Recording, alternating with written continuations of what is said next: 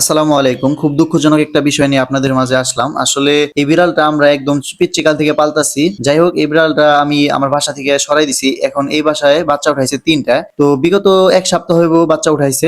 আর এখন এই বিড়ালটা মারা গেল আরকি। যাই হোক, এই বিড়ালটা আমার বাসা থেকে বের করে দেওয়ার কারণ হলো আমার যে পশু পাখি আমার ঘরেই থাকে, ওই ঘর থেকে মানে ওই আমার ২ টা পাখি খাইয়া ফেলাইছে। আর অন্যান্য পাখিরে ধাওয়া দিছিল, যার কারণে আমি ওকে বাসা থেকে বের করে দিছিলাম। কিন্তু এই যে আজকে মারা গেল।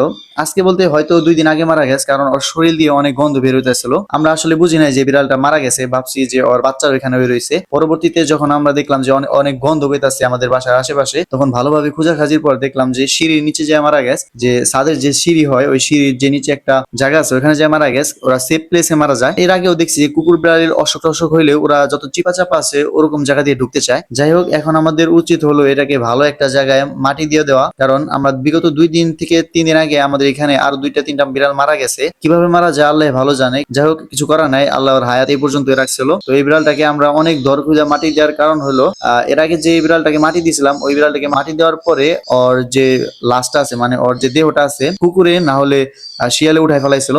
যাই হোক, আমার ছোট ভাতিজা এটা মাটি দিয়ে দিল। তো ওর বাচ্চাদের আমি আপনাদের দেখাবো যে ওর বাচ্চারা এখন এতিম হয়ে গেল। তো ওর বাচ্চাদের আমাদেরই খাওয়াই দিতে হইব।